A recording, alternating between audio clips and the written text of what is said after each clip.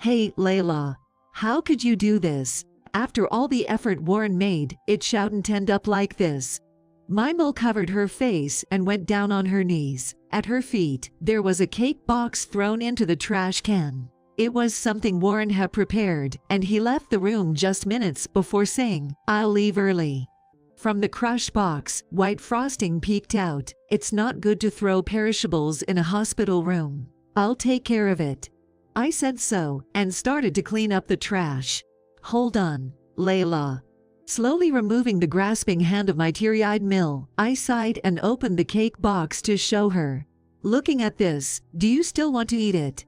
Seeing the crushed cake, my Mill gasped. "My name is Layla. Warren and I are in our 3rd year of marriage, so I'm going to visit my Mill today. Dinner might be late, is that okay?" "Yay, that's fine, sorry, I've been so busy this week." "Don't worry about it." As Warren apologized me, I shook my heads. Then, I began preparing some change of clothes to bring to my Mill. Cassie, Warren's mother and my Mill, was in the midst of her hospitalization. She was diagnosed with cancer during a checkup 6 months ago. Luckily, it was caught early, and it seemed there was no immediate danger to her life. So, they were checking for any spread, and she was undergoing radiation therapy. Initially, we lived in the same town with Cassie. Her husband passed away years ago, so when she got hospitalized, it was natural for her to rely on us. At first, it was mainly Warren taking care of her, but as her stay prolonged, the responsibilities started coming my way. That being said, looking after Cassie during her hospitalization wasn't too burdensome. She's been kind to me since before we married, and even after marriage, she kept an appropriate distance with me, for which I was grateful. She still works as a senior sales director at a company. Since I also work in sales, she's kind of like a senior figure to me. When I faced challenges in my work or mentoring my juniors, I often consulted with Cassie, who was still just my boyfriend's mother at the time. Having raised Warren by herself and climbing the corporate ladder to her current position, all while still going strong, Cassie was someone I admired. Seeing her in such a weakened state is tough, though. Even in the hospital, despite her own pain, every time I visit, she'd say, "Thank you so much for doing all this. You have your work, and yet you're taking care of an old lady like me," making me feel even more grateful. What I do for her is merely laundry and buying some necessities she asks for. Despite her illness, she's fully conscious. She kept her laundry to a minimum, and I simply collect it. Her shopping list wasn't demanding either. What concerned me more was Warren. He hadn't visited Cassie in weeks. Earlier, his words seemed apologetic, but hearing the same thing over and over again made it lose its sincerity. He was attentive at the start of her hospitalization, but could it be that Warren is growing tired of taking care of his own mother? Even when we were dating, Warren had that tendency. He'd always start something with a lot of enthusiasm, but after a while, he'd get bored and just abandon it. Back in our college days, he'd buy houseplants and take care of them diligently for a while. But before you know it, they'd be withering away in some corner of the room. This pattern repeated several times. More often than not, it was always up to me to take care of the houseplants or fish tanks that Warren neglected. No way. Cassie isn't a houseplant or a pet. Despite my bad feeling, I finished packing and headed off to work. Months passed, and Warren never visited Cassie in the hospital. Cassie, after a while, it seemed strange to her that only her DIL was visiting, and not her son. Every time I visited, she would ask with a puzzled look, "How's Warren? I always see you, Layla, and I feel bad. I've tried calling him but can't get through. Is he too busy at work? You're working full-time too, though." It goes without saying, it must be hard not being able to see family when undergoing tough treatments. I can't stand this anymore. At this rate, even things that can heal won't. I headed home, trying to suppress my anger. Then, Warren, who seemed to have returned earlier, was sitting on the sofa, puffing on a cigarette. "Hey, welcome back, Layla. You were at the hospital again. Well, never mind that. Get dinner ready, will you? I'm starving," he said, without even looking up from his phone. He used to excuse himself saying he was busy with work, but lately, he acts as if taking care of Cassie is obviously my job. On top of that, he didn't even help with household chores. What's up? Why are you standing there? Get dinner ready. Listen, we need to talk. Can't you wait till after dinner? Ignoring his sarcastic remark, I continued. It's about Cassie. At this, Warren's face contorted. He started scratching his head as if it was a major inconvenience. Yeah, I know I've left it all up to you lately. I've been thinking once work settles down, I'd visit her more. How can you be so insincere? She's really lonely. She always asks about you. She's losing weight from all the radiation therapy. She's having a tough time eating too. The doctor said we should encourage her to eat anything she can. Can't you just go see her? Perhaps it was because I pleaded so earnestly.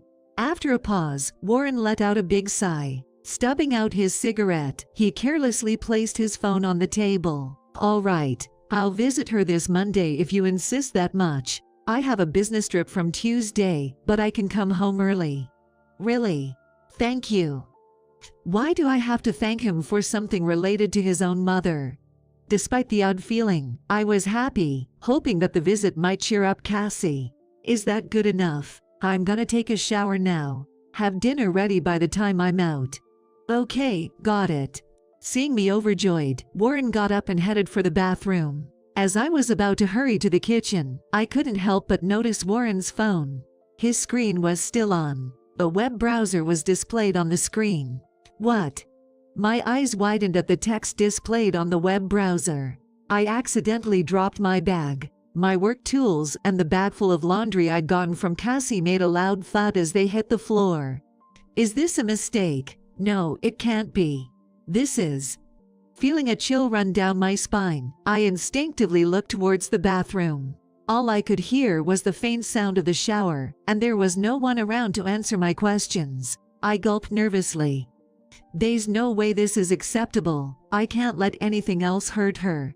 Then I felt my farts racing at an incredible speed about the next steps to take. 4 days had passed since that event, and Monday rolled around. Today was the day Warren promised to visit Cassie in the hospital. It seemed Warren remembered it too, and he asked me in the morning, well, I'm heading to see my mom today. Should I bring her some food and just pick up the laundry, right? Yay. I packed her new pajamas in this bag here. Ick. I have to take this with me to work. What a drag. Still, he headed off to work with the bag containing Cassie's clothes. With Warren visiting, I should have been able to head home early, but after work, I found myself heading to the hospital, just like always. I planned to head straight there right after work, but overtime work dragged on, and now it's late. Hopefully, Warren hasn't shown up yet. Suppressing my impatience, I opened the door to the hospital room. "Oh, Layla. I thought you weren't coming today." There sat Warren on the visitor's chair, and Cassie, sitting up in bed. Both of them looked surprised as they saw me burst in. "Warren, you're already here." "Yeah, I told you I have a business trip from tomorrow, so I got off early. But, since you're here, has it gotten that late?" "Oh, it's dark outside already." I lost track of time chatting with Warren. "Well, now that Layla's here too, I should probably leave. We don't want to crowd the room and be noisy." As I approached the bed, Warren stood up from the chair. Pointing at a white cake box on the side table, he said, "Mom, eat that when you feel like it. I went all the way to your favorite pastry shop for it. Layla, you can do the rest." Then he handed me a large bag and left the room. I set the bag, filled with Cassie's dirty laundry, aside and turned to face her. It seemed that seeing her son after such a long time had brightened her spirits. She looked more lively and flushed than usual. "Layla, you came too. Warren said you wouldn't be coming. Do you have something to do?" "No, it's just that." Seeing her happy face, I couldn't help but second guess whether what I was about to do was right. But the search results I saw that day. "I'm so sorry, Cassie." Ignoring the puzzled look on Cassie's face, I briskly walked over to the side table and grabbed the cake box. "Oh, Warren brought it for me. He went out of his way to get it from my favorite pastry shop. He remembered I loved it," she said with a chuckle. Apologizing silently in my heart, I threw the box into the trash. The cake box crumpled as it was stuffed into the small trash bin. Seeing this, Cassie screamed in shock. "What, Layla? Why? He went through all that trouble to get that for me. Why would you do that?" Her face got pale, and she began to panic. She leaned forward on her bed, as if to lunge at me. I hoped I wouldn't have to explain, but it seems that's not an option. With a sigh, I showed her the contents of the trash bin. The box was crushed, with cream splattered all over. "Cassie, look at this." What's wrong with the cake?" Though she was still visibly shaken, she looked at it closer. After a moment of silence, she covered her mouth in horror. "Oh my, what is this?" Mixed in with the white cream were specks of what looked like cigarette ashes. Was this some kind of mistake by the shop? "No. Warren did this." "What?" She screamed again upon hearing my words. The search history I'd seen on Warren's phone that day had displayed search histories like how to worsen cancer, inheritance procedures, effects of swallowing cigarette ashes. Seeing that, I realized Warren was likely trying to harm his own mother for inheritance. The fact that Warren so readily agreed to visit Cassie made me think that if he was going to do something to her, it would undoubtedly be today. I wish it was just a bad hunch. Had I been wrong, I would have been just a wicked wife throwing away a cake bought by a dutiful son. However, there was actual cigarette ash inside the cake. Had she unknowingly consumed it, Cassie, already weakened from various treatments, might not have been okay. I showed her a photo of Warren's phone screen I had quickly taken that day, and said, "Please, stay calm, Cassie. Warren put this in the cake, hoping your condition would worsen. Probably, aiming for your inheritance." "No way. Warren did." Cassie covered her pale face and curled up on the bed. How shocking it must be to almost be fed cigarette ash by her own son. I couldn't say anything, so I just stroked petite Cassie's back. Then, we immediately contacted the police. Of course, Warren claimed, "I just gave the cake I bought at the shop. It's the shop's mistake." But my search history I had taken, the testimony from Cassie, and ultimately the surveillance footage from the bakery parking lot showing Warren tampering with the cake right after buying it, sealed the deal. He was arrested. When Warren finally snapped, he exclaimed, "I just wanted to finish off that old hag before she squandered her inheritance." You were sick of taking care of her, right, Layla? If it worked out, you wouldn't need to visit her anymore. Why'd you get in the way? I was taken aback by that. I asked for your help because I thought Cassie would be happy with you around. And yet, aren't you ashamed? What? Ashamed? I just wanted her gone. I can't believe it. It seemed Warren saw Cassie like an ornamental plant or an aquarium, something he grew tired of taking care of. Unbelievable. To think that a man I had been with for almost 5 years had such a nature. After that, I sent Warren, who was in jail, divorce papers. He resisted, but the divorce trial went quickly. The court ordered Warren to agree to the divorce and a division of assets. Later, I heard he was fired from his job due to the arrest. He'd served time for a few years, but once out, he'd have no job, and a restraining order kept him away from his only family, his mother. Given the circumstances of our asset division, it seemed unlikely that Warren could maintain a stable life after release. But he got what he deserved, right? When dividing assets, I left the apartment I had shared with Warren and moved. A week after moving, I walked the familiar road from my new home. It led to the hospital where Cassie, my former mill, was admitted. I informed the nurses I was there for a visit and headed to her room. When I opened the door, Cassie, with a surprised look, was lying on the bed. Layla, why are you here?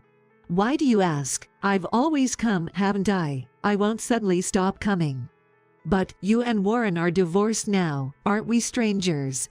Please don't say such a thing. I truly respect you, Cassie. I'd love to continue talking with you. You've got to be kidding, but... Cassie, with a bewildered expression, nodded slowly towards me. Thank you, Layla. I promise I'll visit as often as before. I've been busy with moving and the trial, but now things have settled. That's very kind of you, but you really don't have to. Come on, don't hesitate. No, the doctor said I could be discharged next week. So, you won't have to come here like before. Really? When I couldn't help but raise my voice, Cassie smiled with a twinkle in her eye. Her expression was sincere. Though she looked frail from her long treatment, it was the confident smile of the Cassie I so admired. Yes, but I haven't fully recovered, and I'll need to visit the hospital often. On treatment days, I won't be able to drive. Would you mind helping me out, Layla? Of course, I'd be happy to. I wiped away my tears and nodded vigorously.